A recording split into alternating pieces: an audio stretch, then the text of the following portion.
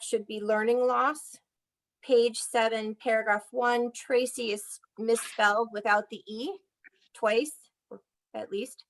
Page 7, paragraph 2, their tax revenues should, the phrase their tax revenues should read city and state tax revenues. And page 8, paragraph 3, it just wasn't right. So somebody should check the tape and get that. I didn't have a minute to do that today, but that's all the corrections. So with those corrections, can we approve these minutes? All in favor? Aye. Aye. Diana, Sherelle, Colin. Okay, that's unanimous. Okay, moving on to budget item number 3, discussion of fiscal year 2019-20 budgetary impact of COVID-19 pandemic on the Newark Public Schools and projected financial results of operation. And is that Tom or Dr. Adamowski? No, that's Tom. That was one of the things you requested for this meeting, and Tom has gotten about 75% of the way there, and so we can share with you what we have. Great. Okay. Yeah, we have been working pretty diligently to try to capture all of our COVID-19 related expenses.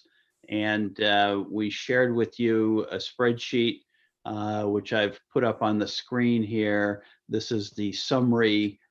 Page 2 of this is the detailed itemization, and then page 3 is the revenue impacts that we're projecting from COVID-19. And there are some revenue impacts that also affect the district's finances.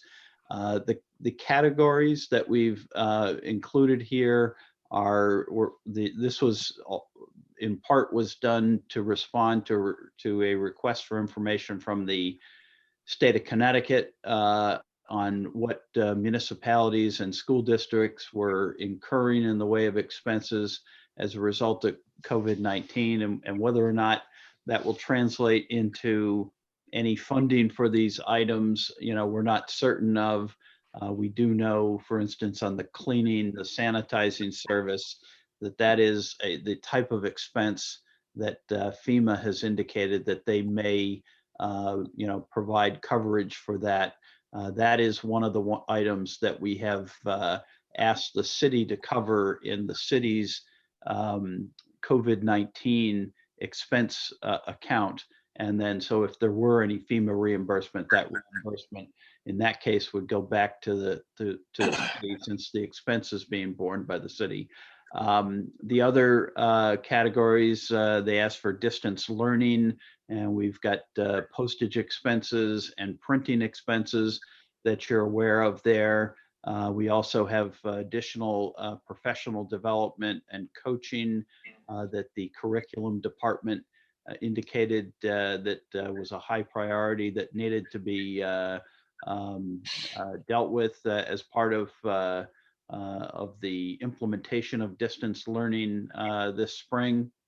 There is a substantial expense associated with new equipment, technology. I think you're all well aware of this. Certainly, the chair is aware of this because she's been, as recently as last night, you were at the Planning Commission meeting as that request for funding from the city winds through the city approval process. So the next 2 items you see on this list for equipment for staff and equipment for students are really the Chromebooks and the tablets and the laptops that are needed to support distance learning. And those items, of course, as I think you're aware, are all being covered under this special appropriation request from the city. We do have some additional expenses related to the food services program. There's food costs related to the prepackaged meals that are being distributed now. There's signage, and there's also tents that the district has needed to rent in order to support the food service program. There's a small amount related to overtime for IT staff and some others. And then there's PPE, personal protective equipment, that we are starting to order now for the the expectation we're going to be coming back into the workplace, and we'll need masks and gloves and other things. And finally, the last item on the list is a portion of the cost of the summer school program that we expect would be incurred in the month of June. And the superintendent will be talking a little bit later about the CARES Act. And so summer school is one of the items that we are highlighting as something that's consistent with the CARES Act and the funding under the CARES Act. So just to kind of go to the top of this page, because this provides the high level breakdown. Essentially, there's $937,000 of expenses, of additional expenses that we are projecting the board will incur in the Board of Ed regular operating budget. And so that's one piece of the additional expense.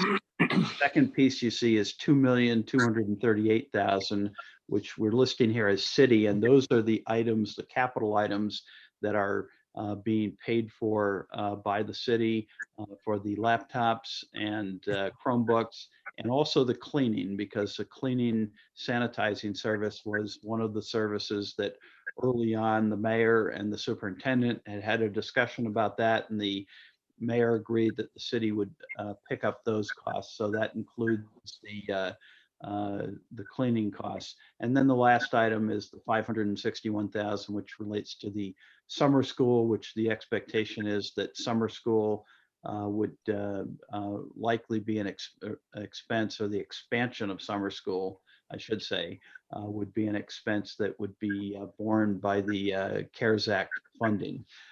So the next page, I'm not going to go through the detail, but I'll just, sort of run past it. This is the detailed itemization of everything I just went over on the front page. So unless there's questions on those, we can. I did have one question. Sure. So you indicated that the cleaning may be reimbursed by FEMA. Would any of the, do you anticipate receiving any state or federal money for the PPE purchases, which are very specific to trying to return to school in the face of COVID? I don't think we know the answer to that yet. One of the reasons the state asked for this information was to inform the Office of Policy and Management and the governor's office about how to allocate any CARES Act funding. And understand the CARES Act is a very broad and very complex piece of legislation. We know that a portion of the money, and we'll be talking about this in more detail in a moment, is coming directly to the Board of Education to help deal with the educational impacts of the COVID-19 situation and widening achievement gap that likely is resulting. But there's also funding that is going directly to the state under the federal act. And so the state may elect to distribute some of that money to municipalities and or to school districts. So it's possible that something like PPE could be paid for. I don't think we know enough yet in terms of whether or not that would be something FEMA would pay for. But even if FEMA doesn't pay for it, there may be other funding sources related to this federal legislation. So I think the answer is on that. It's still the jury is still out on whether or not there could be funding for PPE. Okay, thank you. So what I wanted to jump to was just to talk briefly to finish up on revenues, because there are revenue impacts as well to the district. And so we've listed the ones that we've identified here. Tuition related revenue losses at NECC and school readiness programs that operate through the district. The Medicaid reimbursement, it says projected estimated reimbursement. I believe that is Medicaid. We're expecting a small decline there. But the biggest item is lost meal sales for food services that we've projected at about $500,000 for the year. And so that's from the fact that we're not selling student meals from roughly the middle of March through the end of school this year. So we don't have any of the meal sales, and that's about $500,000 that we see there. And then lastly, building rentals through the facilities department for rental of Board of Ed facilities. So in total, we're projecting revenue losses of about 800,000 plus again, on the first page, the additional expenses of 937,000. That's the sort of the negative side of the equation. We have been working to estimate where, we know that there are certainly other areas of the district budget where we do expect to underspend our budget because of this change circumstance. So we know, for instance, substitute expenses, daily substitute expenses. We're generally not employing daily substitutes now in this distance learning environment. We know that there are certain expenses that the district would have anticipated incurring for things like curriculum development that would occur in June and extracurricular type payments for things that are not happening, stipends for spring sports, for instance. We know that there's some other certified hourly type expenses that will come down a little bit because of the fact that we're in this distance learning environment. The field trips, we know that there's some, unlikely we're going to spend as much money as we normally would have expected to in the spring on field trips because there's no field trips occurring. So it's, a variety of areas like that together lead us now to conclude with, a fairly high degree of certainty that we feel that the district is positioned to end the fiscal year with at least the $1.5 million that was necessary in order for us to balance the budget with the superintendent's recommended budget reconciliation. As you remember, the superintendent had recommended reductions totaling $6.6 million, and then indicated it was his recommendation that the board go back to the city for an additional appropriation of $1.5 million. And what I'm indicating tonight is I believe that the board will end the year with sufficient money that that we would have $1.5 million that we could request the city to roll forward into the new year to support the budget. So I think that's very good news in that it means we don't need to look at steeper budget cuts than we've already been talking about. And I think, I don't know if the superintendent wants to add anything here or if there's other questions, but. Well, just to say, Tom, that, we may have other savings from expenditures that schools are not able to make from their school budgets. We think that's going to be relatively small because, we are paying everyone. And, 85–90% of their budgets is salaries. But nonetheless, there's 21 schools, so that may equal something. At the same time, spend a considerable portion of the day today on graduation.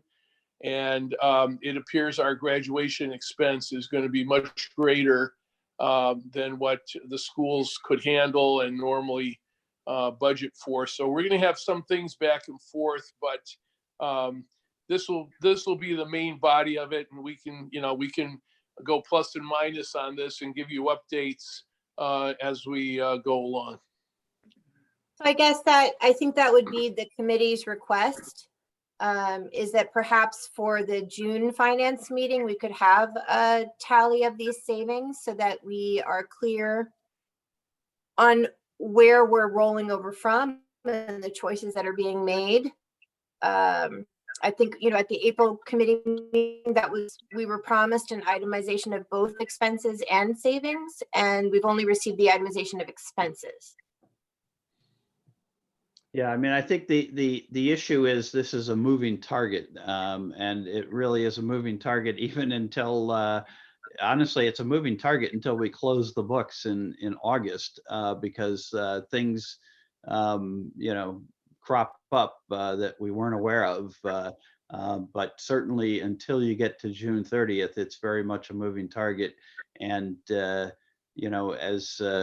superintendent just alluded to, there's new things coming up every day. So graduation, is a good example of that, the plan, if it's, still in development, it's hard to put a real cost to it. So my trepidation is feel comfortable that the $1.5 million number is one that we're, feel that we should be able to make that. But I get concerned or I'm reticent to put out a number that then people run with and becomes an issue where something new comes up that we hadn't anticipated, and then everyone says, well, what happened to that number? So that's my concern. And understandably so. It just would really assist the board. There are some positions we would like to try and defend, and we don't know what we're able to do until we know what's on that list and where we could be looking. Well, I think what we can say tonight is that the funds would be there to fund the required ELA services for a full year, which is the 1.5 million. Yep. Now, going beyond that, I think is what the question may be. But whatever you do to go beyond that, please understand it's just a 1-year fix, because this would be carryover that we would not have the following year. Yeah. Understood. I think everybody's prepared for the possibility of drastic cuts in the year of 21-22. Can I just, to clarify, just so I understand what we're talking about here, we don't necessarily have, and I understand why it's a moving target, but based on our estimates, we think that there will be enough savings related to COVID-19 that will offset these expenses that we see here on screen, that at least for the Board of Ed, total about, what's that? Yeah, 1.5 plus an additional $800,000 in lost revenue. Correct. Right. So and then still have the 1.5 cushion to cover the ELA. Exactly. That's exactly right. The 937,675 that you see at the top of the slide that's on the screen, plus the 800,000 in lost revenue, is what we have indicated we're factoring into our projection for this year. And with that, we still have we still feel confident that we've got the $1.5 million to cover the EL services for the following year. It's great. We're going to hold you to that. Okay. I think we can move on. Sorry to bog down. Okay. So I guess the next item on the agenda, if I remember correctly, is the CARES Act. And there's some new news today. I've got 2 slides that the superintendent had shared these with the board, but and we can talk a little bit further about them. But the new news that just came out today from the state is that the state has now officially, sorry, I'm trying to reduce this size a little bit just to see if I can fit it on the screen a little better. the state has now released a letter and official communication to the superintendent from the Commissioner of Education, indicating that the CARES Act funding will be available to the school districts throughout the state, and it has provided the state has now provided a official tally or total of the amount of aid that is going to be made available by district. And the amount that Norwalk is scheduled to receive is $2,084,380, which is actually slightly higher than we were expecting. The amount I think we were expecting was between 1.9 and 2 million, so it's certainly in the range, but slightly higher. It's essentially based on a percentage of the Title I allocation, and that comes directly from the federal legislation on the Education Stabilization Fund. And as you can see from this slide, essentially the CARES Act places a significant emphasis on ensuring that high need students are protected, and that again, the vehicle that's being used to distribute the money is the Title I formula, but it's not the same requirements that surround the district's Title I money, meaning that it's not just the Title I schools that can receive the benefit of the funds, and the federal guidance and the state guidance essentially is requiring that we focus the expenses on, again, addressing the the high need students and the achievement gap that we believe has widened during this distance learning period. So that's really the focus of these funds. And I don't know if the superintendent would like to talk a little bit further. I think, we've certainly talked that summer school and expansion of summer school will be an important activity for the district this summer. And so the additional cost associated with that is one of the items that we're expecting to use these funds for. And I know that there's some other ideas that are also being discussed at the present time. Sure, I can add to that, Tom. So the slides that you're seeing, and that I think you have seen, constitute the federal advisement on this, but the state also plays a role in directing these funds. So in the letter that I received today, confirming our amount of $2,084,000, the State Department of Education has identified 4 purposes for these funds. So it gets a little more specific.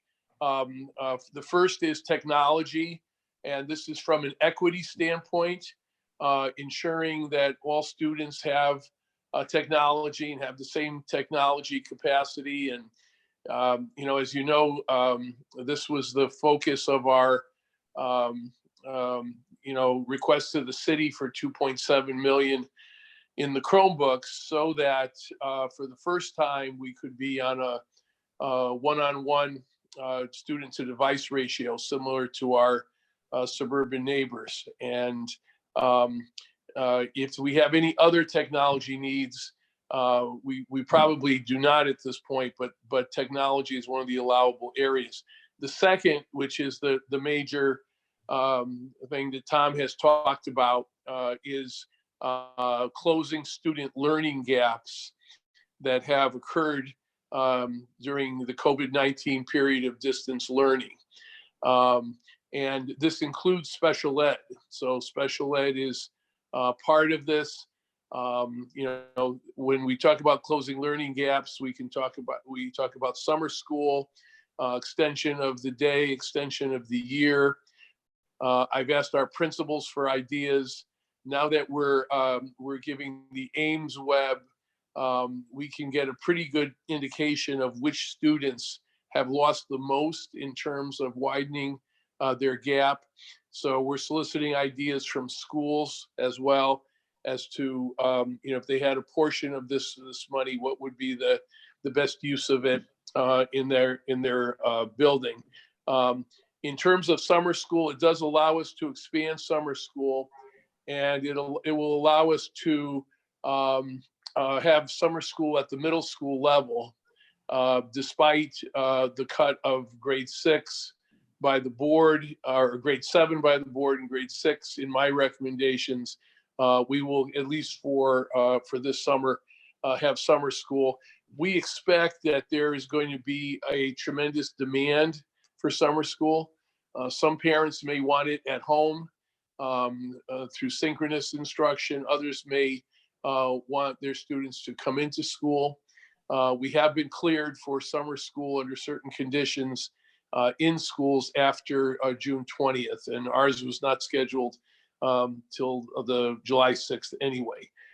So that's the second one, address student learning gaps. The third is safety measures related to the opening of school. And this is relatively new, but I assume that this would include, referencing your earlier comment, this would include PPEs, other kinds of measures that we would take if we need more transportation, for example, because students can only sit in every other seat or can't sit next to each other. These are safety measures relative to the opening of school. So sorry to interrupt. Would testing be something that might be included in that? I saw that Germany is piloting a program to test twice a week in order to. Testing is not on this list, but it could relate. I think it could relate to an overall plan to close learning gaps. Mm-hmm. And then the fourth and final area is to provide social and emotional support, both to students and teachers. So those are the 4 areas, and this is one-time funding. The same rules as Title I apply, which means you cannot use it to supplant an existing expense. These have to be new expenses, and in this case, one-time expenses. But this certainly gives the district, a good number of tools to work with, as we prepare for the reopening as we prepare for summer school and then the reopening of school.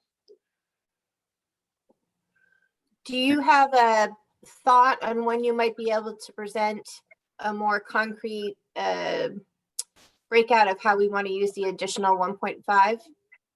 Probably at your June board meeting.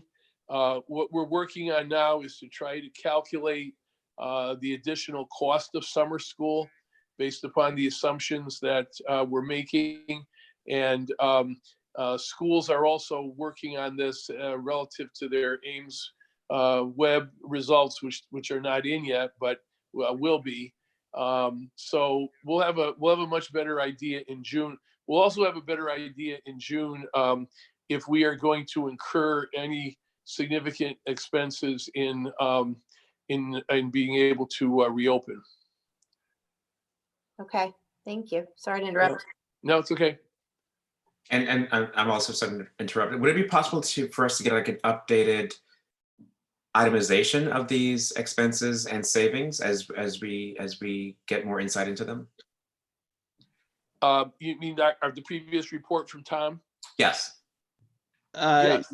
Yeah, we update that as we go along. So yes, we will update that again in June. Thank you. As you've probably heard, there's been quite a lot of discussion in the community about whether there could be added expense to opening with smaller class size in particular, or if we have staff who are vulnerable to infection. And so I think the board would probably appreciate that being included in your presentation in June, if possible. Yeah, so this is on my agenda with Alex Australia tomorrow. We have this standing Thursday meeting. And one of those, the items for this meeting is to discuss the appointment of a school opening task force. The state is recommending that each district form a task force and that it include police and health officials in the community. So we'll be talking about that. It's really the work of that group. And, realize we don't have guidelines from the state yet on school opening. We have some on summer school. Hopefully, sometime in June, we will get some guidelines from the state. And, I think at that point, it'll be one of the tasks of the school opening task force to identify those expenses that are necessary to meet the new guidelines. Okay. So do we have further discussion of the CARES? No, that'll do it. Thank you. Okay. When you have more particular language, anything specific, can you share it out to the Finance Committee? Sure. Thank you. Okay, you want to go on to the next agenda item? Yeah, so agenda item 4, discussion of, 5, review and make recommendations relative to the superintendent's proposed fiscal year 2020-21 budget reconciliation recommendations. And this goes with that, yeah. Right. So I guess I first want to just say, I don't think that we need to necessarily have the board or the Finance Committee take any action or make any specific recommendations tonight. What I will say is we are working, very diligently. I'm going to ask Kristen to sort of walk you through a little bit where we are on the student-based budget, but we're met with many of the principals at this point. And I think actually the process has been, very productive. And I think, we are in a place where the principals are very engaged on their budgets in a way that is really quite remarkable. When I think back to,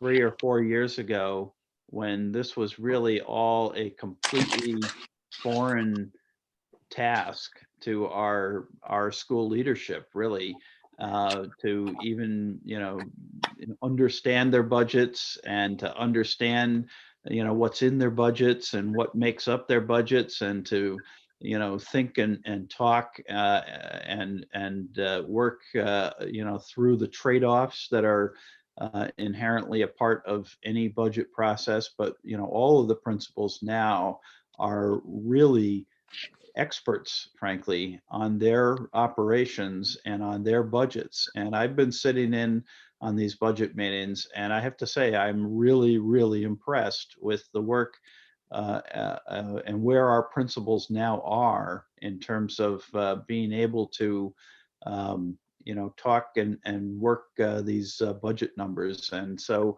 I think the principals are communicating with their SGCs, and they're working with the finance staff. We're working with the talent office staff. We're working with the special education staff and the grant staff. These are very involved budget meetings that are taking place. But again, the ones that have concluded, which is probably more than half of them, or about half of them at this point, probably more than that, have concluded, I think, in a very good place. That the principals have come out of this with budgets that I think they're going to be happy with and able to support and work with their SGCs to get approval of them through the SGCs. So I think really we're making great progress on reconciling the budget back. Obviously, the superintendent's budget recommendations, by and large, certainly form the basis of the budgets that we're working with. And there are a handful of areas where we know that The board has expressed some concerns, and some principals have expressed some concerns, and the principals are in fact offering alternatives. We're working through those budgets, and we believe that we will be in a place a month from now to bring back to the Finance Committee at your June meeting finalized school-based budgets that have the support and approval of the principals and their respective SGCs. And so I'm not of the opinion that there needs to be any dramatic action taken by the Finance Committee tonight, because I think the SGCs or the principals and their SGCs are working through these budget issues and are doing an excellent job of it. So I'd like Kristen just to kind of walk through some of the highlights of, because I know that there were a bunch of questions that had been asked about what were the allocations, the per student allocations and so forth. And so I think this presentation addresses those. This presentation really came from material that had been prepared for the principals when we were rolling out the SBB budgets to the principals. So that's sort of the basis of a lot of the material in here. So Kristen, why don't you kind of walk through, I guess, what you think are the highlights here? Yep. There's a lot of information in here, and a lot of information that was given to the principals in even more detail. I think Tom just did an excellent job recapping where we are and how we're working with them. I mean, the beauty of student-based budgeting is it puts everything on a per pupil basis. So spending and funding is fair. It's transparent. The principals do really understand they've come a long way in the last few years. They make decisions for their building that directly impact the students. So student achievement is raised because they're tailoring this spending to their building on an equitable basis. So they really understand the accounting, they understand the certification, they understand the positions, they understand the trade-offs.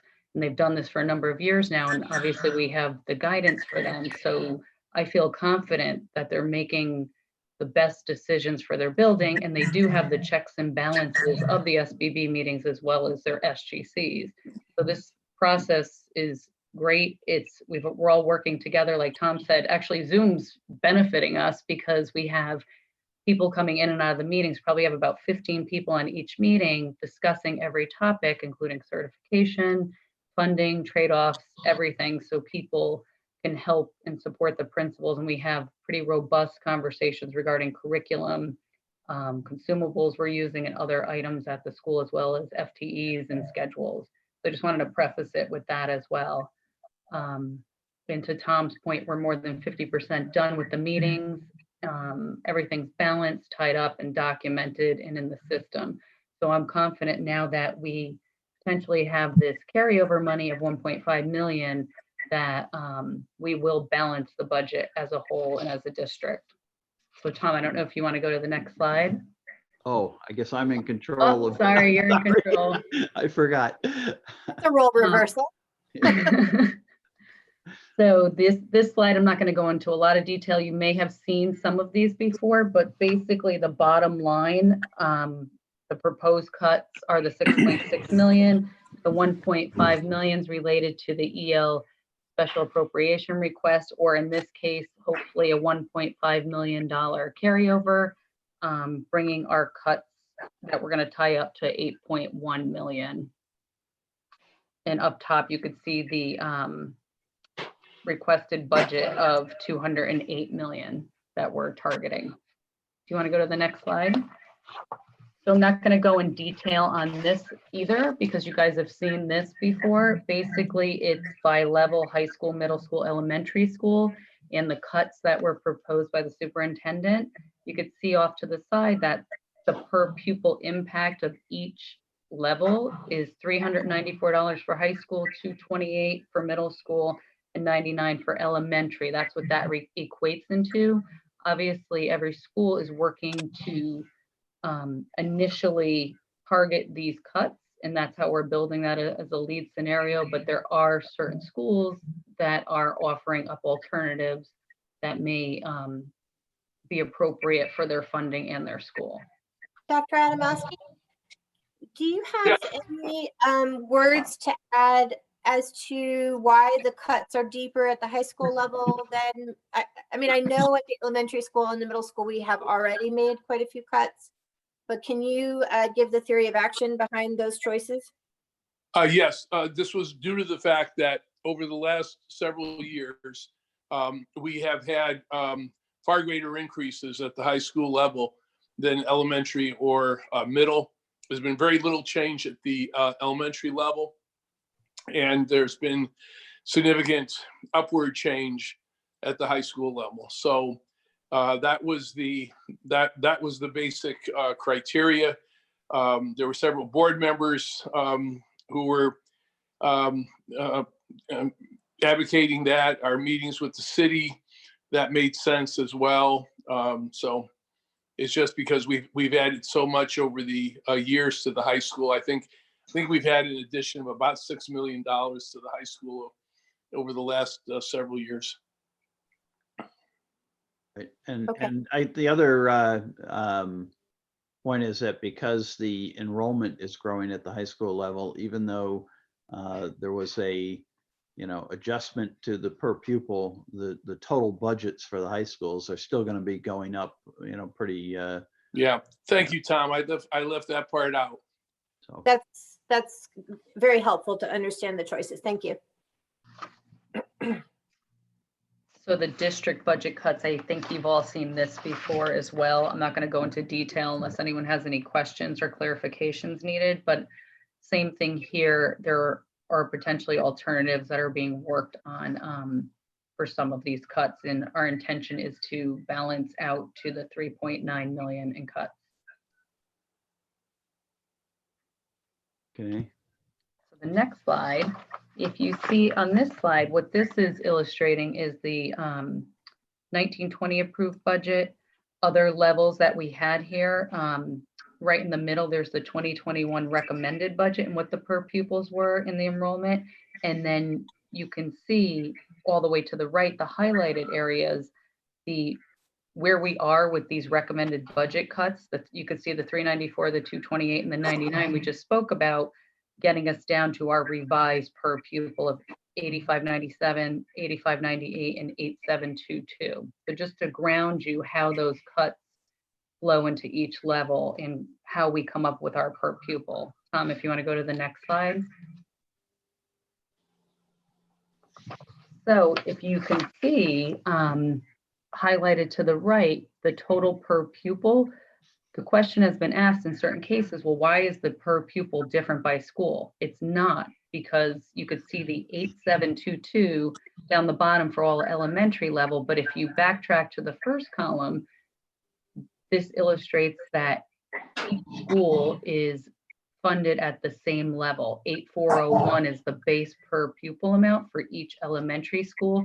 And the reason it ends up in a different place is the overlay of the magnet funding. And that's how we come down to 8722. But really, every school is funded on a per student basis. I was really surprised by the Columbus SBB total.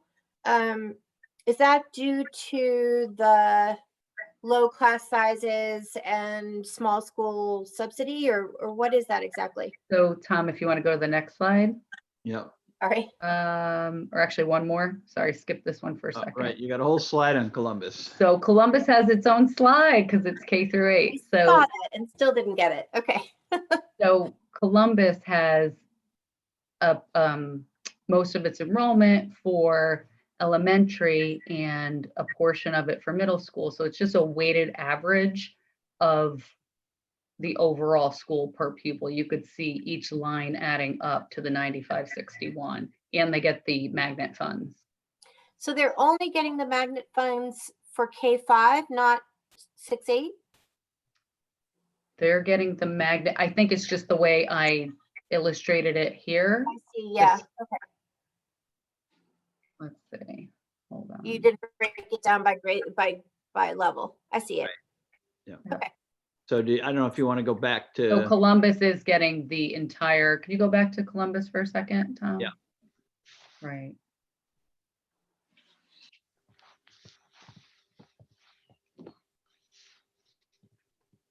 So Columbus, they get it for the entire K through 8. Sorry, I just wanted to check something.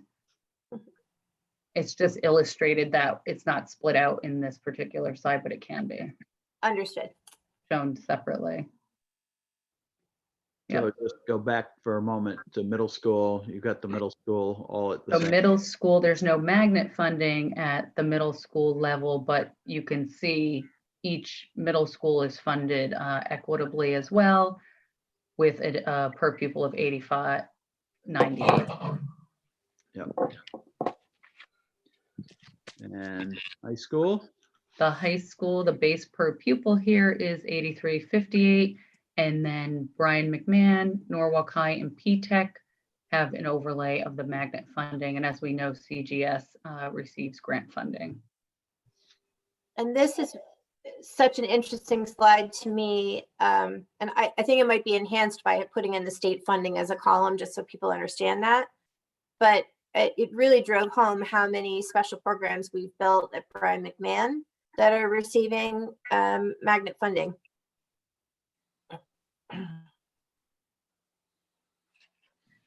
right? Yeah, there are several there. Yep.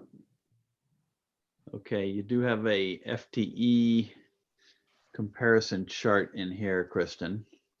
Right, so this is just an overall, I mean, obviously this is subject to change because we are still building the SBBs and some of the positions are moving around and some of the positions are impacted by the potential cuts. What this slide illustrates is the comparison of the 2021 original recommended budget versus the 1920 original budget. And it's just showing you the FTE comparison in increases by object code or area. I don't know how in depth we want to get on this one, but it's self-explanatory for each of the levels. For example, on the first level, object code 1415 for directors and supervisors, with the original recommended budget, we added 2 FTEs, one being the director of school counseling, one being the EL supervisor special appropriation. Well, when we finally tie up the budget and reconcile everything with the new amount allocated from the city, these may not show in these buckets because we're going to either fund it from somewhere else or the cuts may impact these. So this is just a stake in the ground where we were budget to budget so you can see what's happening. Yeah, But thank you. we may land in a different spot by the time we're done. Okay. So it's important to note that while we are sad to make cuts to our planned budget, we are adding 73 new positions with the funding that we are receiving. Some of these positions were added mid-year during the process because of things such as ABAs, when some of our paraeducators took the RBT test and became ABAs.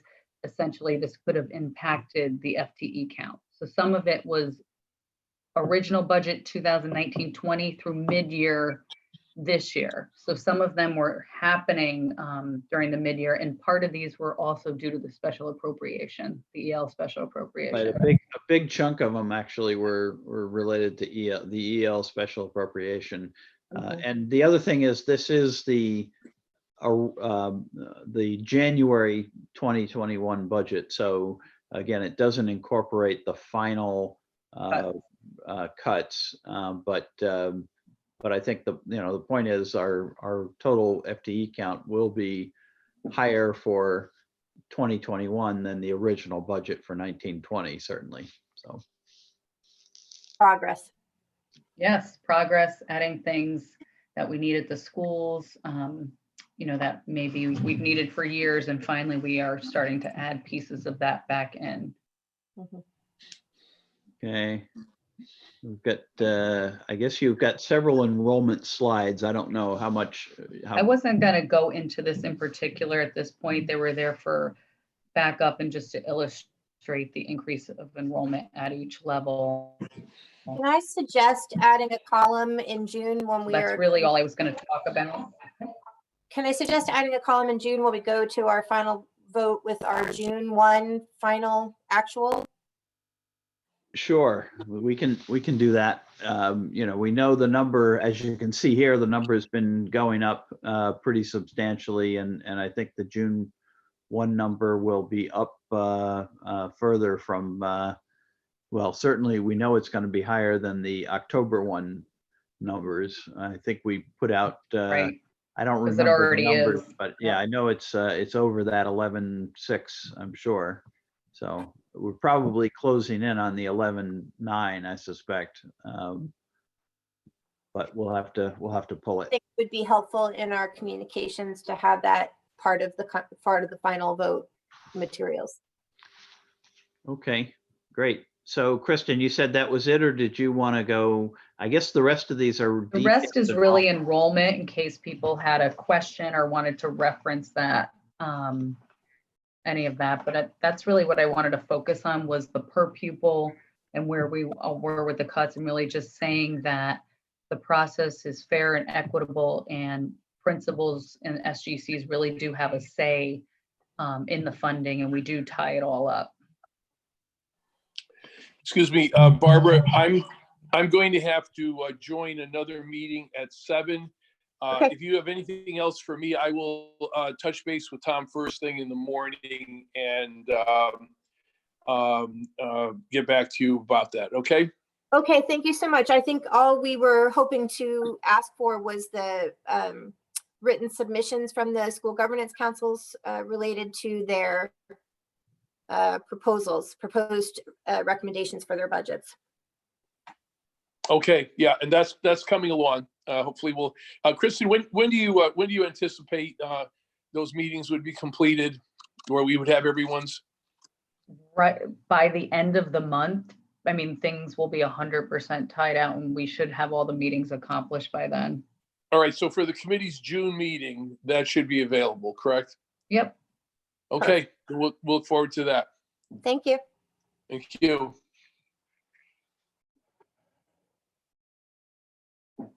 Okay.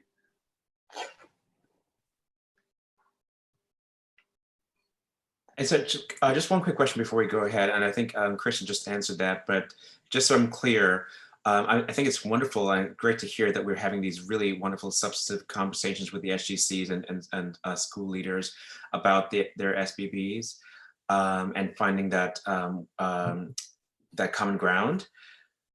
So am I to understand so that in June we'll be able to see sort of the documented result of these conversations, like what positions were added by school and what the final what budget each- looks like by school. correct, what each Yep. SBB looks like for, Yep. proposed, great. I think we'd love it to have a set structure that's comparable from school to school. So it would include the school improvement plan, an overview of what positions they're adding and removing, so that we understand the changes and their justification in terms of how that relates back to their school improvement plan and what they're trying to accomplish in their building. We do have a format that we use for the SGC that we could probably just add on to. And that's basically a pivoting of all the expenses that compares the 2019-20 budget to the 2021 budget. And by category, it rolls it up into major object group. And then next to it, it shows the FTEs. And then what we can add to that is on the bottom, maybe the new positions that roll into those FTEs and why they added them. That's So it could almost be like a one pager by school.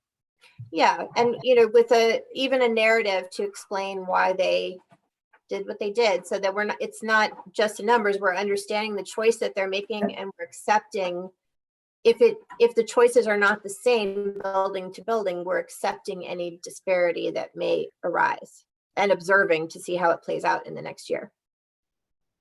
No problem. So just so I got it, you said you want their school improvement plan, position adds, reductions and changes, and a narrative for any changes. Is that it? I missed the last item or two, so. Yes, a narrative to describe why they think these are better recommendations for their school building. Okay, And also, so that we are aware, sometimes I'll visit a building and there'll be a position that we were never informed about adding in. So I think it's really helpful for the board to understand what we are funding, and any place where there's a difference from school to school. Right, So like that- one school may have a literacy coach and another school may have a math specialist, and why is that? Right, and how does that play out in our scores? Because I think it does. And I know we learned from the advent of the Tracy Character Magnet School that there were aspects of that we could spread across the district to support all of our schools.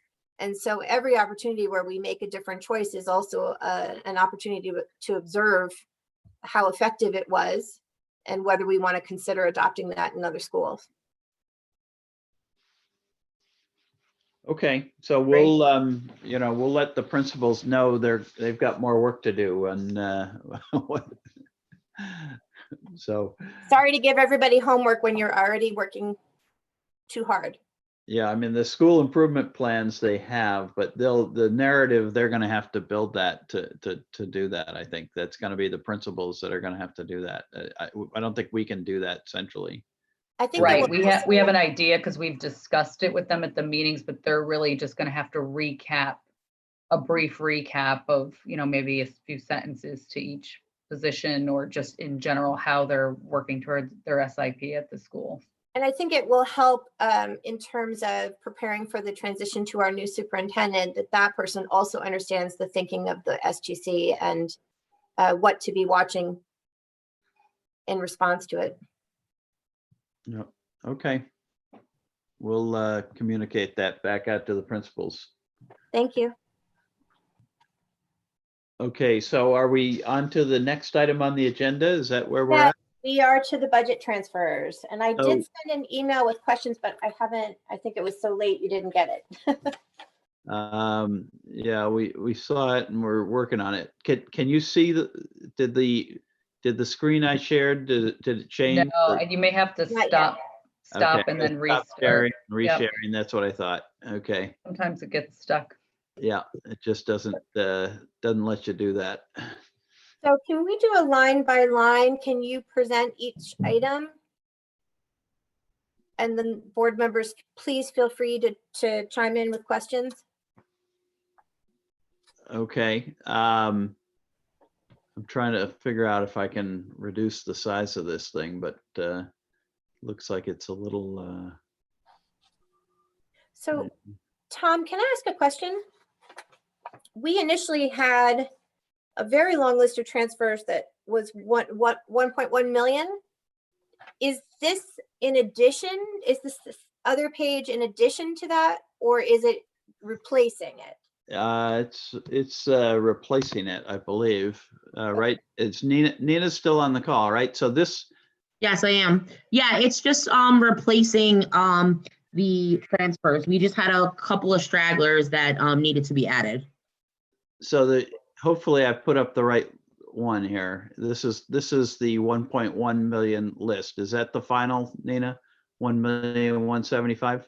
Yes, it has Brookside on there. Wait, nope.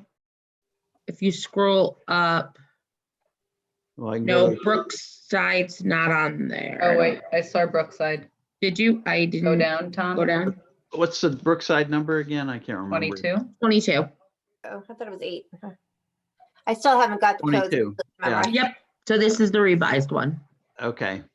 So this is the final one. Okay, so let's just walk through them if we can. The first item is a request from the curriculum department, and I'll ask Nina and Kristen to jump in if I miss anything.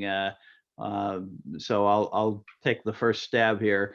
The first item is transfers totaling 97,000 in the curriculum department to retain the services of an outside professional who was needed to assist with developing the learning packets, the distance learning packets, as well as coaching for staff in this.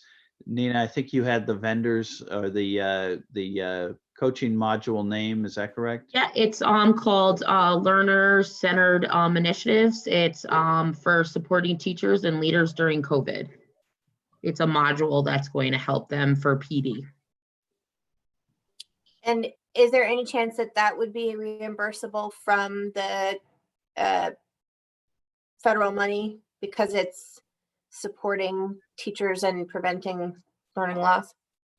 Well, I think the CARES Act funding is only going to go so far, and I know the superintendent wants to use that for summer school as well as other initiatives that are going to, you know, help high needs students in terms of making up for learning loss and narrowing the achievement gap that we know has been out there. So even if it were an eligible expense for from the CARES Act funding, I don't think we would recommend using the CARES Act funding for this at this point, because really we're substituting expense that would have been incurred for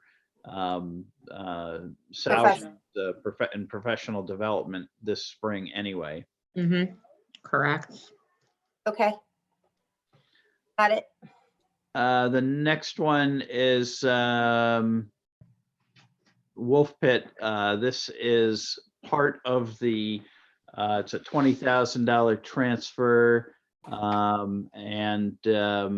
This is related to the development of the, is the correct terminology, it's a dance studio or dance room? Is Dance floor, that I dance? believe Yeah. it is. It's the dance floor multi-purpose area. So this is a room that it's a very high priority, certainly for the principal and the SGC as they look to create the arts magnet program ultimately at Wolf Pit, that this room is a critical first step in that process. And so this room will essentially repurpose an existing space so that it can be used for dance. It's also a room that's going to be used for multi-purpose. In particular, it's going to be used for special education students. And so part of the plan is to purchase specialized equipment that will go into that room and be available for dealing with some of the needs of our special needs students, particularly Almost like Pit. an occupational therapy room. Correct. That's correct. And Got Yvette Gorovich has been very much involved in this. And in fact, she's coming up with some money out of her budget in order to pay for that specialized equipment so that this room can really be a multi-purpose room for that purpose. I should have a quick question, Tom. I think that all makes sense clearly, and I love the idea behind this, but I do find myself wondering about the timing of some of these, this and some of these other expenses. In the context of our current situation and not fully knowing just yet exactly how instruction will look in the fall, I wonder if, you know, a cost like this, which is investing in what is clearly a well thought out idea related to both teaching band and music and supporting special education. I wonder if that is something that is the highest priority with regard to our potential plans for instruction in the fall.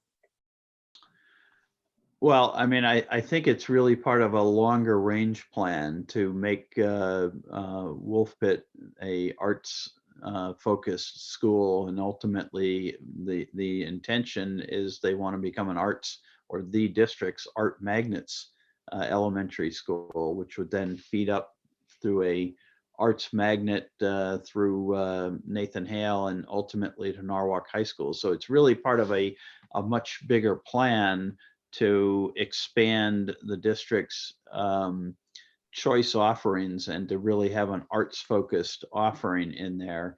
And, so I mean, I can't speak too much in terms of, the immediate impact, although, it's a room which I believe that special ed feels they need now and will make use of now. So I don't think it's going to just sit, as long as we're allowed to occupy buildings. Obviously, we're not quite sure when that's going to occur, but at some point in the future, we're going to be back in our buildings. And even if we're back in our buildings for, most of next school year or all of next school year in some modified format, we, would expect to be able to use that building next or that room next year, so long as we have access to our buildings. Tom, is this something where you need to put an RFP out, or is Bill Hodell's staff doing this? Actually, the It's, RFP is out, I believe. Mhm. And I Yes, think it the is. responses are due back Friday, I believe. Obviously, if the transfer is not approved, we're not going to be able to go forward with the Yeah, contract. they're due back on May 20th. May So, I think that the board may wish to delay this until we're more clear on what our challenges are coming out of the conversations with the SGCs. If there's anything that we still feel is a priority over facilities work. But this is just to clarify, this is money that was already in their SBB and they're just utilizing it this way rather Yeah, than. This has been this has been in the planning stage for many, many months, actually. They were working on this back last November, I believe, in December. And then COVID-19 happened and we're. So you can see that the difficulty for the board is that we don't get a heads up until it's in tiny print on the transfers. So, if these things were given in a monthly report in the facilities committee and we knew they were coming and it wasn't a surprise and I think it would be easier for the board to signal as early as December, yes, we think we'll be able to afford that, or no, we don't. So I do recognize that it's already in play, but it may be that the board chooses to delay. But why don't we move on to the next item and we can have discussion? Okay. Next item is at Marvin. Marvin, right? So this is Marvin, which received, because of enrollment growth, a allocation of the 1% student-based budget funding, and they have proposed spending that on ViewSonic boards, which the IT department has indicated. Those are the essentially, we're not buying smart boards anymore because the ViewSonic boards are actually better and cheaper, and it serves the purpose. So Can I ask, is this for every classroom in their building, or how many classrooms would this outfit? it's for 5. So Sue Ellen gave me a breakdown. It's 5 kindergarten rooms. It's going to be 1 in the gym, and 6 in the 5th grade classrooms, and GT room, and as well as the special ed suite. Okay. So I can see where this might be a sophisticated piece of equipment to allow us to pursue a hybrid model where some students need to teleconference into school when we go back if they have a high risk situation. So I can see that this could be a very valuable improvement for their building. And again, this is from their previously allotted SBB based on their enrollment, correct? correct. Yes. Yes. Any other comments from the rest of the committee? Okay, let's move on. Okay, so the next one is at Norwalk High School. There's several here at Norwalk High School. It looks like running from where are we? I guess running from here down to here. And these are all, again, related to the reallocation of the SBB budget from the, you can see it's in the redesign account, which is really the holding account that that we use. And so this is because of increased enrollment at Norwalk High School. You can see they were, needed to hire staff. And so this is just to move the money. This is really an accounting exercise, if you will, to move the money into the salary accounts where the expenses are being paid for the art teacher, the business teacher, the family and consumer teacher, and the phys ed teacher. And the last item is to purchase classroom supplies and office supplies with the remaining balance. Can you detail what those supplies might be? So I believe some of the detail behind that is mobile smart boards for EL classrooms, mobile technology for SPED teachers' classrooms, some printers, and staff and student laptops as part of the allocation. Okay, so that's all really priority stuff and will help us with our distance learning should we need to go back to it. Right, so I think that was the goal with that, and that's also coming out of the 150 holding account. Okay, thank you. All right, next. Okay, the next transfer is a $100,000 transfer from out of district tuition to contractual services within special education. The tuition is running under budget, and the professional services is running a little high, and so they're proposing this transfer to cover outside OT and PT services for the April to June period. Have we needed to contract with Constellation for additional hours based on the situation that we're in with the pandemic? I have not heard that, but I don't know. Kristen, have you received any information to that effect? I don't think so, but I can follow up and send a note about that. Yeah, I know previously we had a very large contract with Constellation that we had sort of wound down over a period of several years. But whether or not because of COVID, we've had to bring on more people, contracted OT/PT service. I don't know the answer to that. So I could Kristen, follow can up you on that follow one. up with Yep. Yvette or somebody on that? Yep. Okay. Thank you. But it's great that our out of district tuition is down. That's great news. Good job.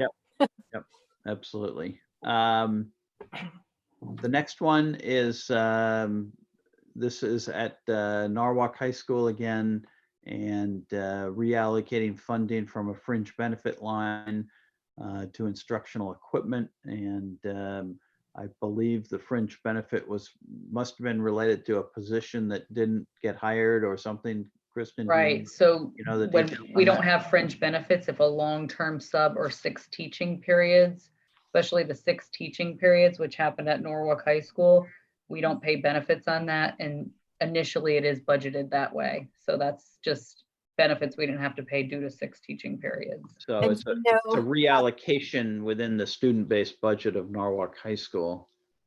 do you know what it's planned to be used for?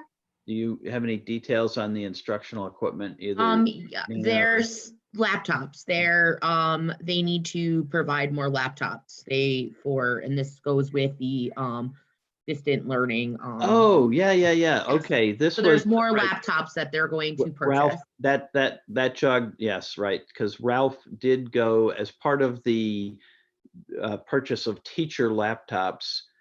He did go back to each of the high schools and ask them if they could come up with any For money. pupil allocation. Mhm. Yeah, to throw into the pot to buy teacher laptops. So this was absolutely part of that from Ralph. Okay, that's great. Thank you. The next one is that's West Rocks.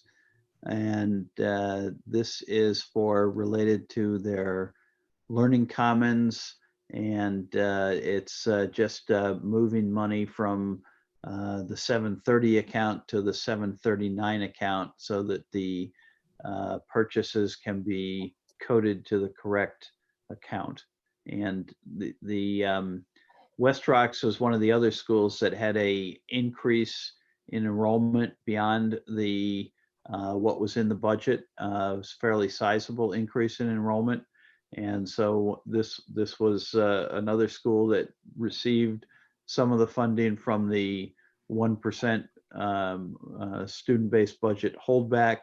And so what they've proposed is improvements to their Learning Commons or their library. And I guess this is for bookshelves and other equipment in the Learning Commons. Okay. And the next one is part of the same project, but just coming from a different account. And yeah, okay, right. So that explanation really covers these two items. Mhm. And So this one's tricky for me. I'm a West Rocks parent, and I know that this is a really important and great project, but it is also to some extent discretionary and not necessarily related to getting through the pandemic. Is this Well- another situation where the RFP has already gone out? No, it hasn't, but he's actually been planning this for months and months, and it's kind of like it needed to be done, but he is working with Karen Bertrand on some of the stuff that's going to get done. And I think he was waiting to see, the 1% enrollment was given a few months ago, but Yeah. he had to just map out the details and the Mhm. actual figures in order to get it out of this account into the proper account. So I think he started this before COVID. He oh did. yeah, definitely started. Life before COVID, Definitely started. BC. This is, this is the student-based budget money within the West Rocks budget we're talking about as well. So. I think, And- I'm sorry, Tom. Just Go ahead. I totally understand that, and I really appreciate that we're able to follow through on some of these plans that have been months and months in the making.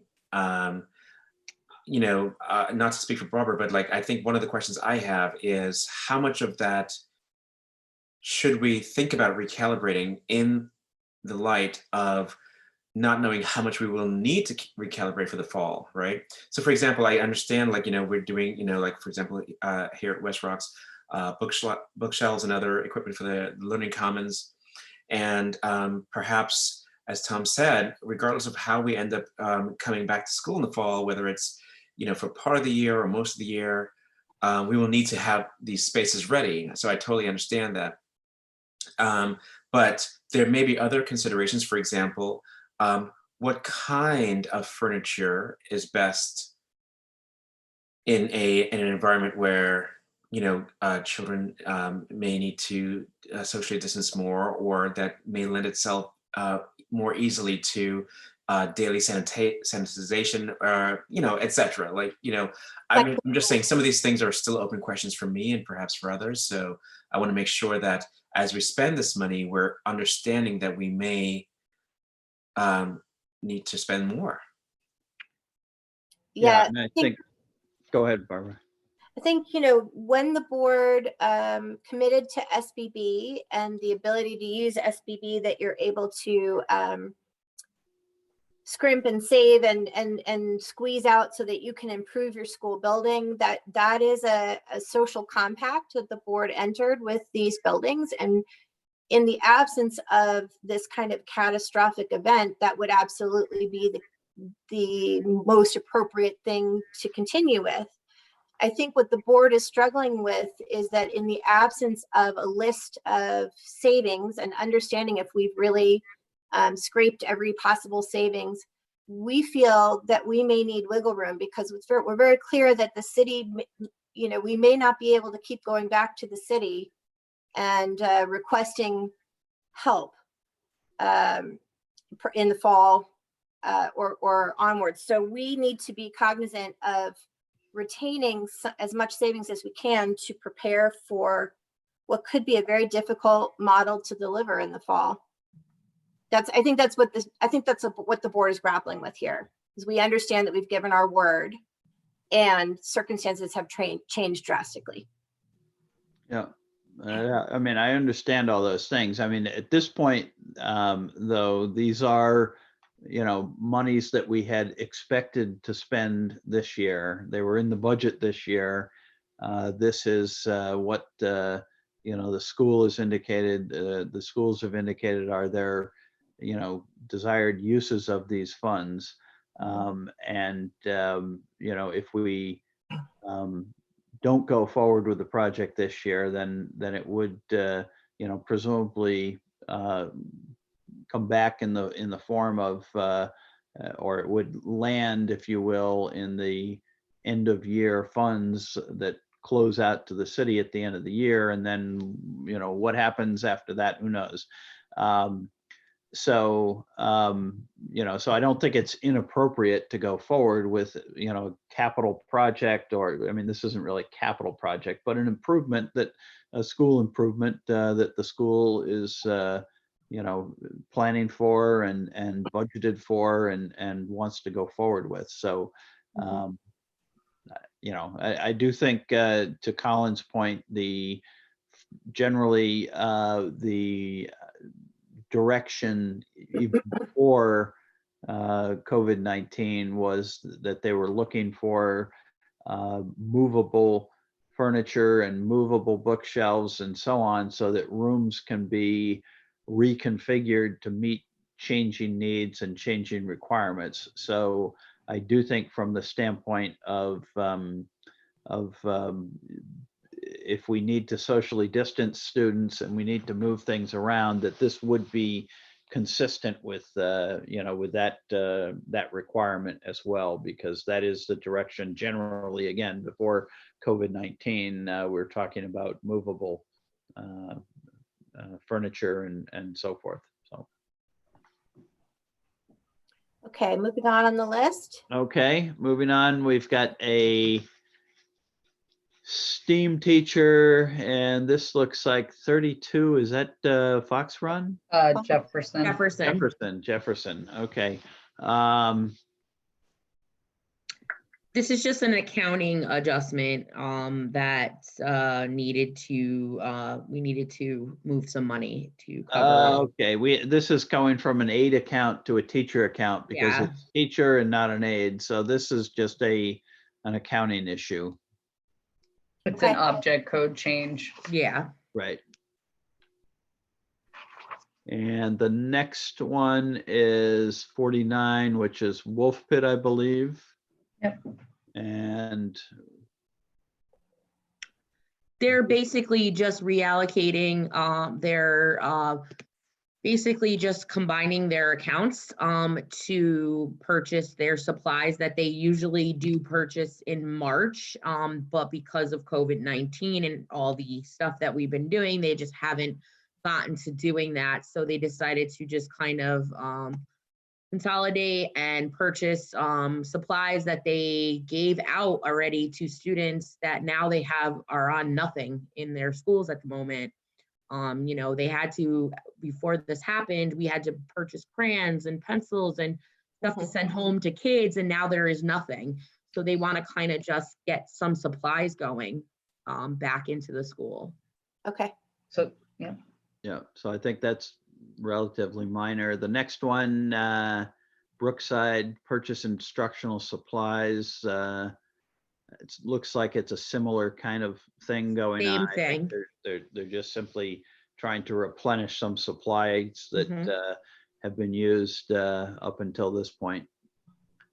And the Tracy ones are actually, these are the same things you saw previously, but when they came to you, I think, was it 2 months ago now? Yep.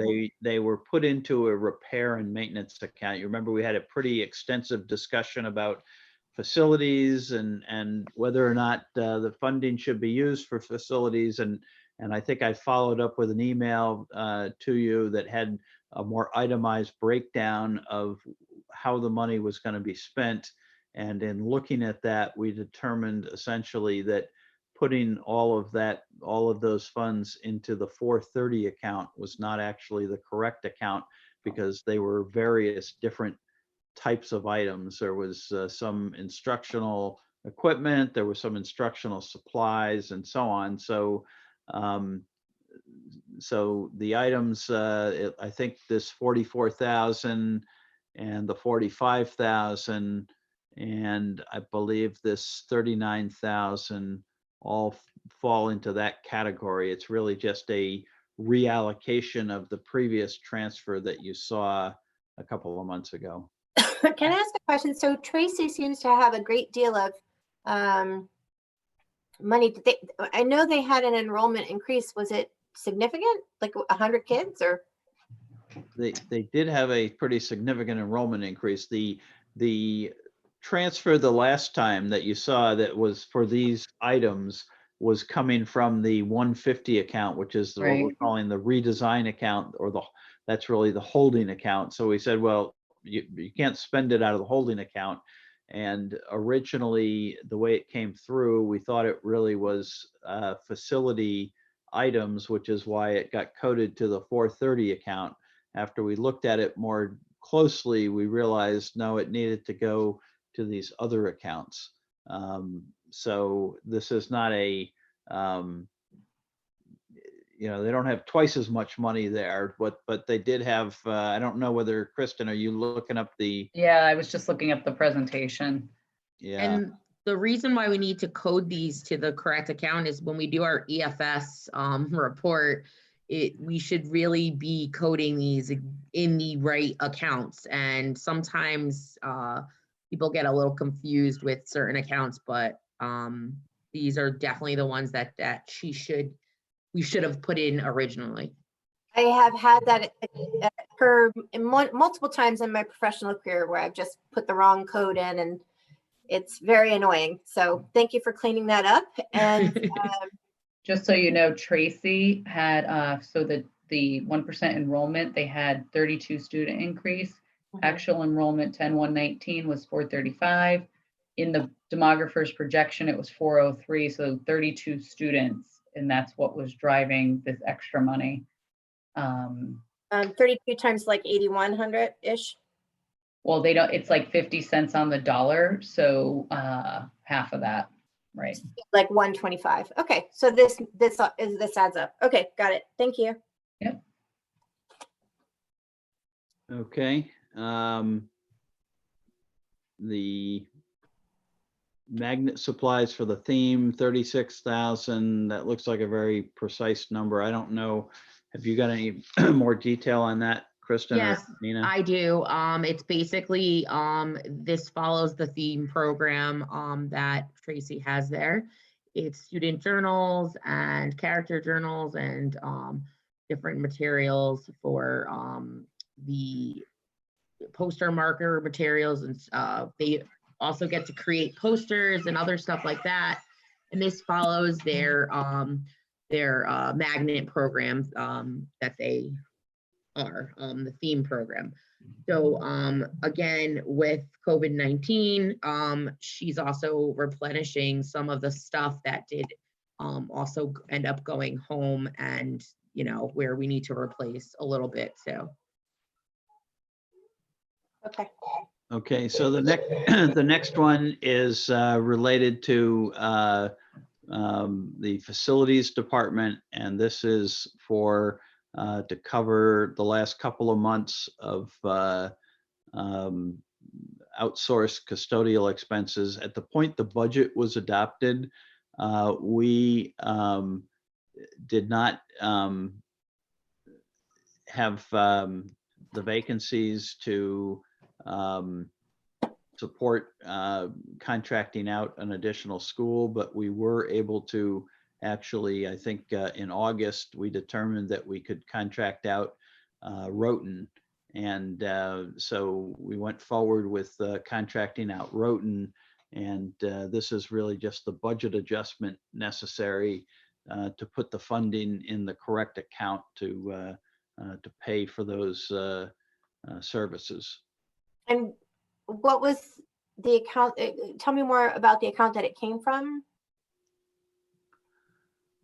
It's coming from within the facilities department, a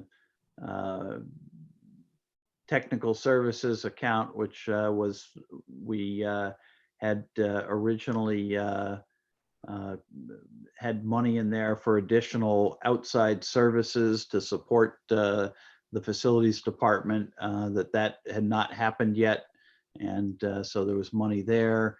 And the other property services is another property service account that had money in it within facilities for, I'm not sure, without doing a little more research, maybe Nina knows what that is. I'm not sure. It's to purchase other services that are, I think Hilliard might be part of that, and some other things that they have used. Yeah, we'd have- I'm not really sure about the two different accounts. Yeah, I know what one of them is. I'm not sure in the 200,000. I'd have to do a little, we can do a little research on that. Yeah. Okay. So I guess, and then my follow-up would be, if we've outsourced Roten, is that 300,000 built into next year's budget already? And is it cheaper or more expensive? What does that mean for our budget ultimately? It is built into the budget next year, and it is cheaper than performing the services in-house, but that savings has already been factored into the budget for next year. Okay. Correct. Yep. Okay, thanks for explaining that. Sure. It's a big number, so one wants to understand. Yep. The next one is 108. Is that CGS? CGS, yep. Yes. So what do you know about this one, Nina? This one I'm not familiar with. Account code. So it's basically art supplies and let me see, just actually gave me an email about background. It's art supplies and math supplies. It's just basically to support their programs. Again, I think it's the same thing as Brookside and Wolf Pit, where they need to just replenish some of their supplies and maybe get some extra supplies, art supplies out to, for the remainder of the school year as well. And they're doing a partially a new program related to math and art as well. Yeah, I think I know several schools have bought art pads and all that stuff that they needed to get to the their students. Okay, I think that's probably the last one that I've got the cursor on now. That's probably the 10,000. The one there, the 18,890. It says it's an account code error. It looks like it's still within a 330 account. It's just moving from one function code to another within CGS. The function code it's moving from is yes, it's Is that the ESS account, Nina? Yeah, that's the ESS account. They're moving money. I think there was like an accounting error that they had, and they might have taken money from there that they weren't supposed to. Oh, that's exactly what happened. But they're just cleaning up their accounts, which I'm happy about. Okay, so Diana and Sherelle, Colin and I have kind of jumped in as we went. Do you have any thoughts you'd like to share?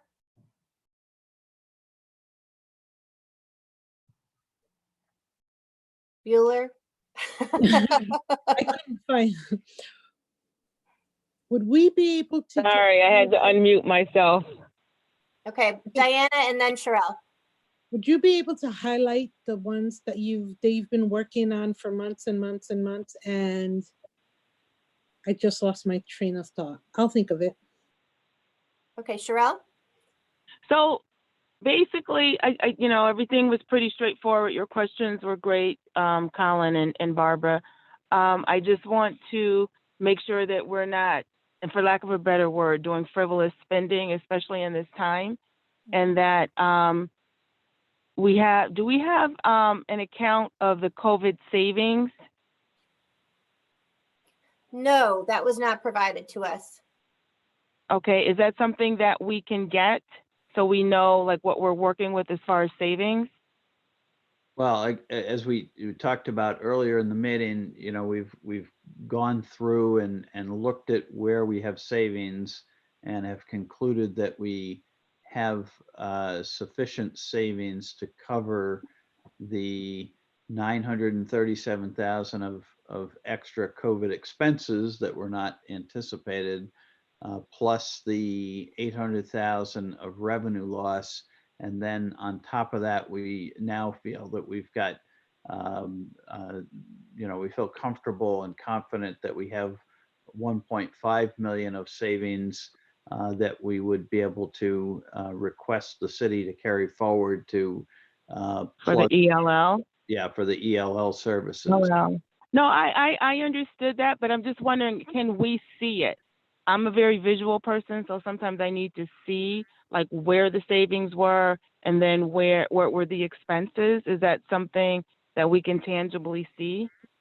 Yeah, we can work on a schedule of some sort for you, but as I'd indicated earlier, I'm reluctant to put out schedules that people then Oh, I got that. Yeah, I remember Dr. Adamowski did say that. You promised me there Or was just going a to be ballpark. 400 and Yep. $250,000 Right. in this account, and I don't see it there. So this is not an exact science. This is a very fluid, dynamic environment that we are in now, especially, but all the time, frankly, there are new things that arise that we hadn't been aware of, that we hadn't been able to. No, I'm take I'm into going to account. get my money. And so I'm been reluctant to kind of put out a detailed projection, that goes beyond much what I've already conveyed. Well, how All about right, a Tom, list? Tom, what about the savings? All right, so if you don't want to project what we're spending, can we get a list of the savings? Is that fair?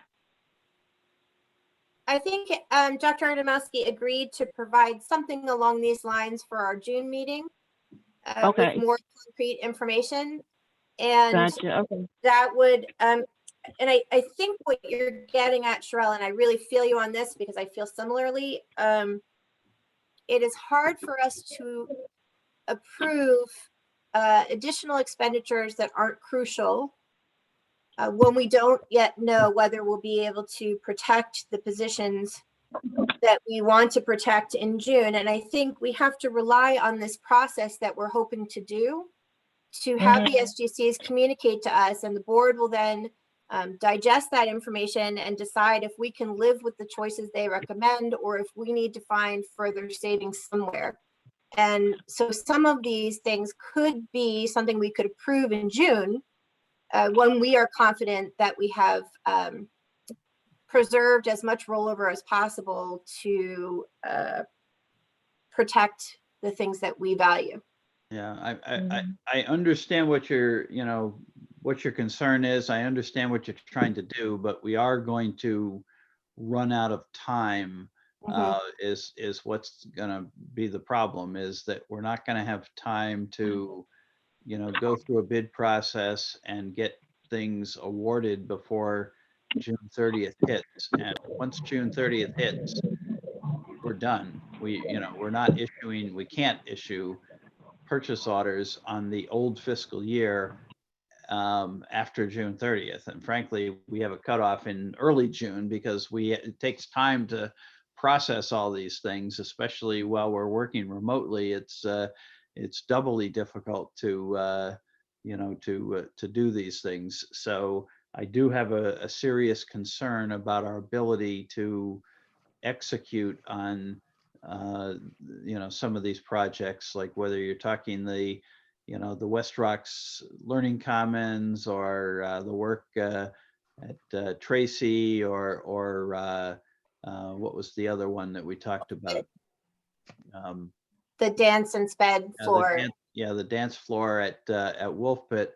All of those would be the kinds of things that if there's a delay in transfers that delay us moving forward, then I'm not sure those projects are going to happen. So what if we, so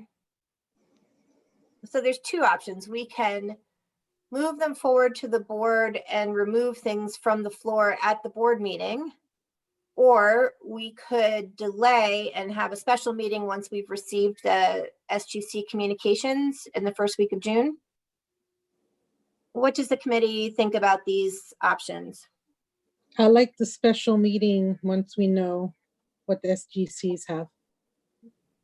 Sherelle, what do you think? Sorry, I'm taking to mute myself. I agree. I think I like the special meeting. Colin? Barbara, what would you need to see specifically? I just want to make sure we have enough time to gather what we need to give it to you. There are two things that the board is particularly interested in trying to protect and to see that it can be protected through the School Governance Council decisions. The first is the counselors. We are very loath to remove those positions in the face of this crisis when our children need those services more than ever. But I do understand that those school governance councils may have found the funding elsewhere, but we want to make sure that across the board at all the middle schools that is happening. And then the second thing that we're extremely concerned about is the department heads and how that plays out if they choose a cut in alternative to the department heads, what that cut has effects on maybe the smaller schools, CGS and PTech in particular. So I think that that's where the board feels like we need a little bit of wiggle room on anything that's non-emergent. So you're really looking to see, can those items be preserved and or there's enough carryover to plug that hole? That's really what you're asking. Exactly. What date were you looking for though? I just don't want to not deliver what you need because we're still doing the meetings. Right. So you said that you would be done by the end of the month. Do you think it's realistic to communicate? It's the middle of May now, to communicate out so that those buildings could do that 3-pronged presentation in writing to the board by June 1st. And then we could have a week to consider and have a special meeting.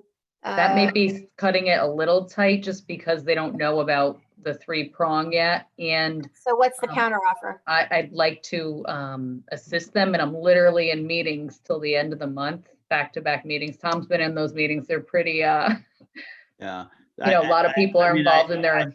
I also have to say, if this doesn't go on if these transfers don't go on the May business meeting, then they're not going to, even with a special finance committee meeting in there, they're not going to be approved until presumably the June board business meeting, which is, I assume, in the middle of June. I just don't think that's going to leave us time to go out to bid on projects and so forth. I just don't think it's going to work. But I hear your concern, but I'm just not sure. I think we're going to run out of time. And well, usually this is the meeting where we give the principals the last opportunity to make large transfers to do big ticket projects, because then we won't be able to go out to bid. We won't be able to work with the vendors, get the work done or receive the goods prior to June 30th, because then the comptroller's office does do an audit of that and starts reclassing items to the next school year. That's the timing issue we have going here.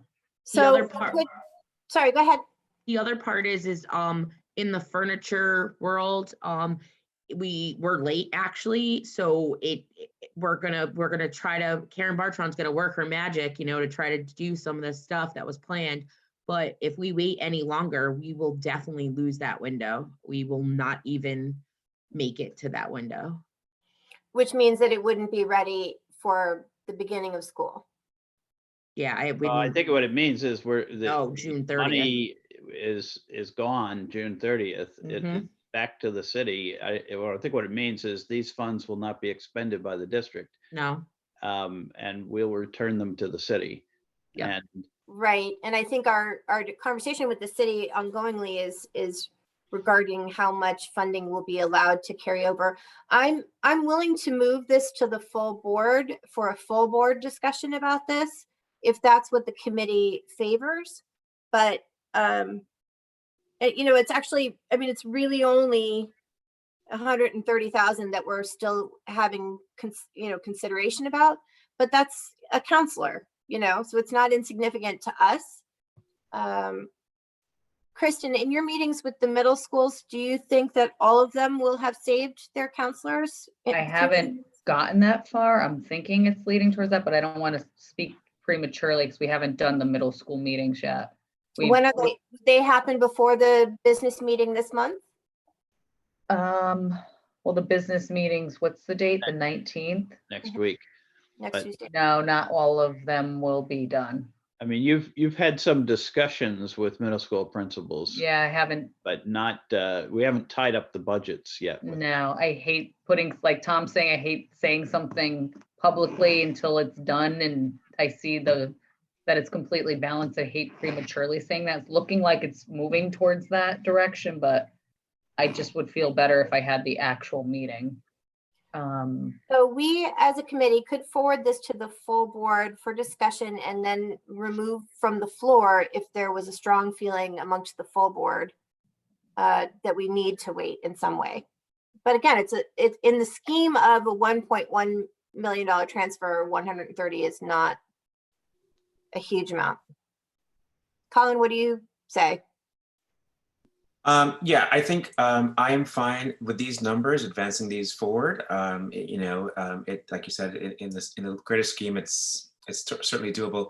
I think the point that I and others were raising tonight is not necessarily related to one or two line items here.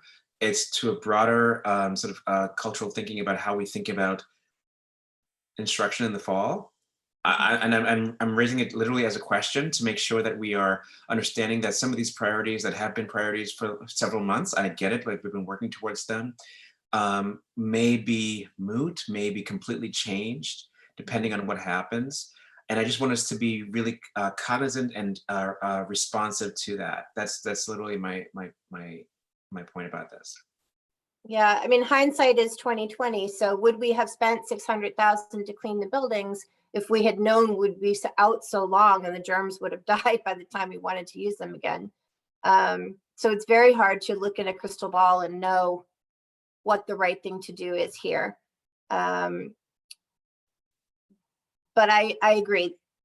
Structurally, we need to change the way we think about how we're spending money given this emergency.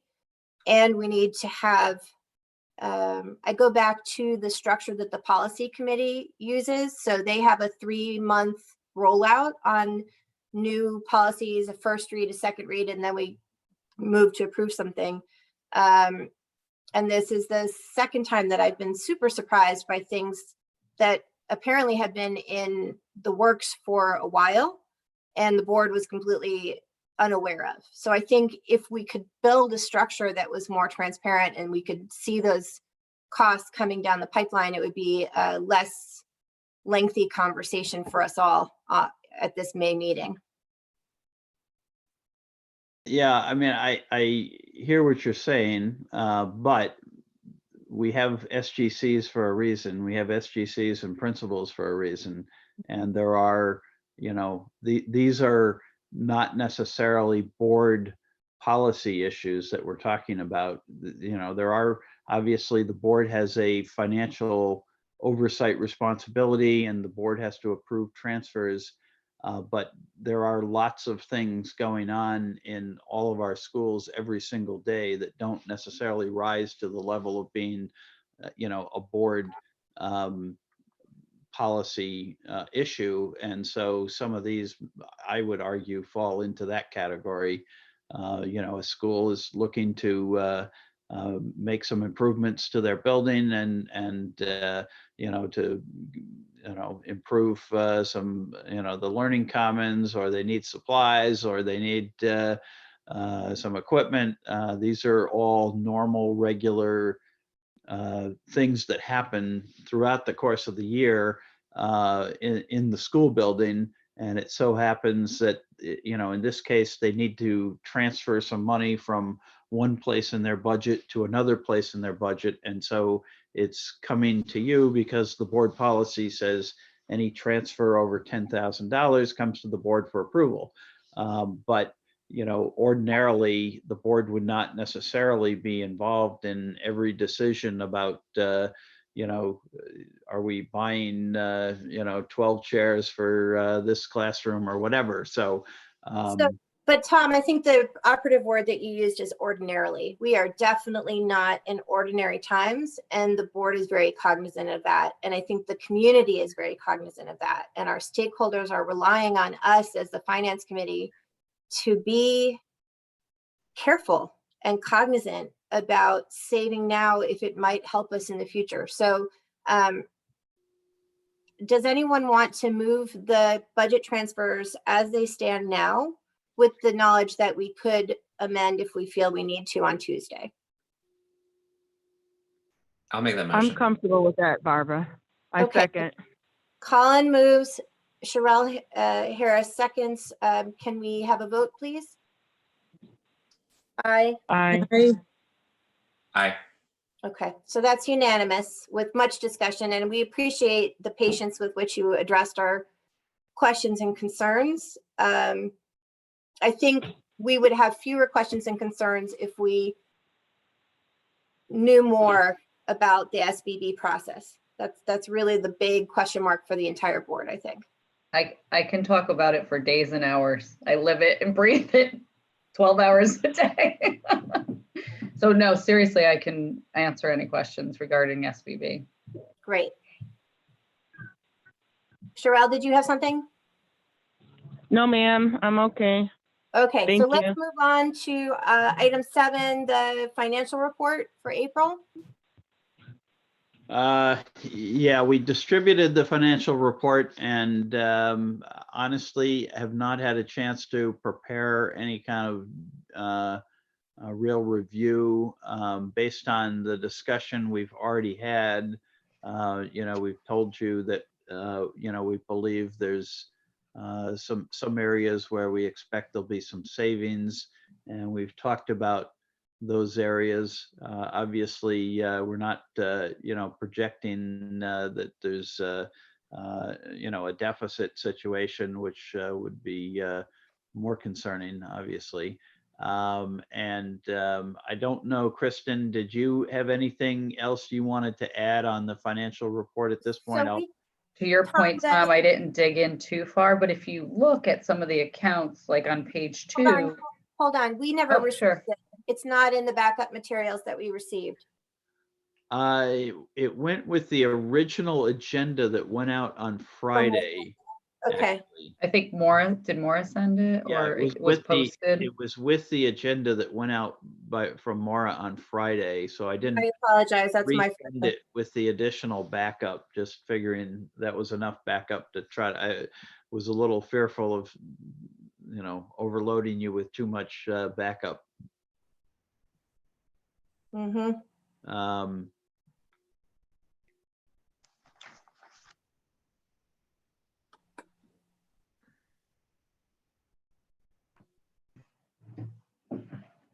Don't think I have. Yeah, I Oh, mean, yes, I do that's- have. Here it is. Okay, so I do have it here.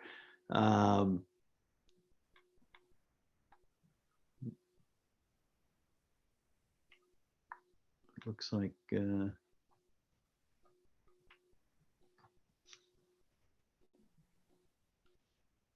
So this is the end of April. We've spent, Oh, Tom, you may have to stop sharing and then reshare. oh, I'm sorry, you're not Nope, seeing. that's okay.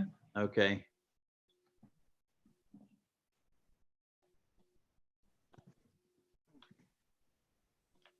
Aha, I found it. Okay, so, yeah, so this is the summary page showing that we've spent 144 million or 145 million of our $202 million budget. 71% of the budget is expended. And, you know, we've got 2 months to go.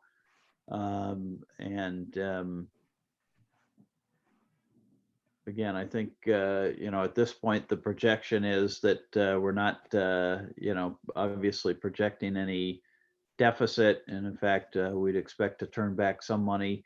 Again, And Tom, just so I could add one thing to this is that, you know, because of the COVID-19, accounts payables is, you know, we are all working hard to get things paid, but it's getting a little, you know, taking a little bit more time because of how we're getting bills and stuff. So some things might look a little low, but I think we're right on point. And if you do look on the second page, for example, I didn't get to go through this in detail, but some of the accounts you can see where the spending is low and is real, such as the 118 account, the certified daily subs in supplies, the 611 account. There are highlights of percent of budget spent that do look low that Tom had mentioned previously, like the supplies, like the subs, that we will see the savings in. But to Nina's point, some things may be a little bit behind showing in this report due to timing and processing. And then some things may be hitting different accounts than they normally would. Okay. Thank you so much. Any other questions from the committee on this point? Hearing none, I'll move on. We've been informed that we received no public comments to be read into the record, so I think we can move to adjourn unless the committee has something else they'd like to discuss. Diana, you're shaking your head. Nope, no thanks. Okay. All right. Well, thank you everybody for your time this evening. It's been a long one, but a good one. We got some good tangible information. Still hoping for more to help guide us and make us be able to sleep at night about the decisions that are being made and how they affect our nearly 12,000 children and our staff. So anyway, does anyone want to move to adjourn? So moved. Okay, Corral with a second by Colin, and all in favor. Aye. Aye. Aye. Thank you guys so much. Thank you, everybody. Thank you, Thank Barbara. you. Thank you. everyone. Stay safe. Bye. Yep, bye. Bye. Good night. Good night.